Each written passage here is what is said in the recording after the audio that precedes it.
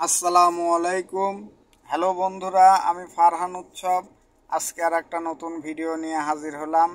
তো আজকের ভিডিওতে আমরা জানবো একটা গাড়ি সারাদিন চলার পরে যখন রাত্রে ওই গাড়িটা গ্যারেজ করা হয়, তো পরের দিন ওই গাড়িটা বের করার সময় আপনাকে কি কি চেক করে ওই গাড়িটা বের করতে হবে, এই বিষয়গুলো নিয়েই আজকের ভিডিওতে জানবো ইনশাল্লাহ।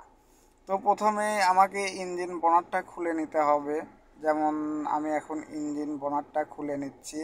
তো যারা নতুন আছেন বা যারা নতুন ড্রাইভিং শিখছেন, তারা হয়তো এই ভিডিওটা দেখলে অনেক কিছুই বুঝতে পারবেন ইনশাল্লাহ। এগুলা হয়তো একটা সময় আপনাদের কাজে লাগবে ইনশাল্লাহ। আর যদি কোনো কিছু না বোঝেন সেটা আমাকে কমেন্টের মাধ্যমে যদি জানান, হয়তো আমি উত্তর দেওয়ার চেষ্টা করব আমার যতটুকু জানা আছে ইনশাল্লাহ।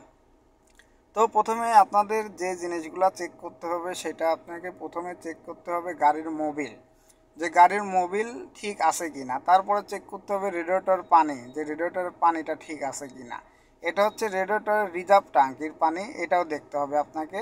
এটা হুইপারের পানি, এটাও দেখতে হবে। আর এইটা হচ্ছে ব্রেক অয়েল, ব্রেক অয়েলটাও আপনার দেখতে হবে যে ব্রেক অয়েলটা ঠিক আছে কি না। তো চলেন এখন আমরা একে একে প্রত্যেকটা জিনিসগুলাই দেখে নিই যে এগুলা সব ঠিক আছে কি না। তো আমি প্রথমেই মোবিল গেজটা টান দিচ্ছি। এই যে এটা হচ্ছে মোবিল গেজ, এটা দেখলে আপনারা বুঝতে পারবেন। তো দেখা যাচ্ছে আমার গাড়ির মোবিলটা ঠিক আছে, হয়তো আমার ভিডিওর কারণে আপনারা দেখতে পাচ্ছেন না, কিন্তু আমার গাড়ির মোবিলটা ঠিক আছে। তো মোবিলটা দেখার পরে একটা টিস্যু রাখবেন, টিস্যু দিয়ে আপনি মোবিল গেজটা মুছে, যেমন দেখেন ওইখানে আমি টিস্যু রাখছি, টিস্যু দিয়ে এখন এই মোবিল গেজটা মুছে তারপর গেজটা আবার ভিতরে দিয়ে দেবেন। তো যদি আপনার গাড়ির মোবিল দেখেন ঠিক আছে তাহলে তো ঠিক আছেই। আর যদি দেখেন যে না, মোবিল যে পরিমাণে থাকার কথা ওই পরিমাণে মোবিল নাই, তাহলে তখন আপনাকে আবার এক্সট্রা করে মোবিল দিতে হবে যতখানি শর্ট আছে। এই যে ক্যাপটা দেখছেন, এই ক্যাপটা খুললে পরে আপনি এদিক দিয়ে গাড়িতে মোবিলটা ঢালতে পারবেন। তো চলুন এবার দেখে আসি রেডিয়েটরের পানি। তো রেডিয়েটরের পানি চেক করার জন্য এটা হচ্ছে রেডিয়েটরের মুখ, এটা আপনার দুই প্যাচ দিলেই খুলে যায়। তো দেখা যাচ্ছে আমার গাড়ির রেডিয়েটরের পানিটা ঠিক আছে।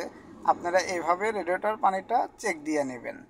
তো চেক দেওয়ার পরে আবার রেডিয়েটরের মুখটা লাগাই দিবেন। তারপরে দেখবেন যে রেডিয়েটরের রিজার্ভ ট্যাঙ্কিতে পানি আছে কি না। তো আমার রিজার্ভ ট্যাঙ্কিতে পানি আছে, হয়তো ভিডিওর কারণে আপনারা দেখতে পাচ্ছেন না, বাট আমার রিজার্ভ ট্যাঙ্কিতেও পানি আছে। কিন্তু এই ট্যাঙ্কিটা ফুল পরিমাণে পানি দিবেন না, ঠিক ওই যে ওই পরিমাণে ট্যাঙ্কিতে, রিজার্ভ ট্যাঙ্কিতে পানি থাকতে হবে। তো এটা দেখার পরে আপনাকে দেখতে হবে ব্রেক অয়েল। এই যে এইটা হচ্ছে ব্রেক অয়েল, যে ব্রেক অয়েলটা আপনার ঠিক আছে কিনা। এই যে এখানে ম্যাক্সিমাম লেখা আছে, এই ম্যাক্সিমাম পর্যন্ত আপনাকে ব্রেক অয়েল থাকতে হবে। যদি কখনো দেখেন ম্যাক্সিমাম পর্যন্ত নাই, 19-এ চলে আসছে, তাহলে বুঝতে হবে যে আপনার ব্রেক অয়েল গাড়িতে শর্ট আছে।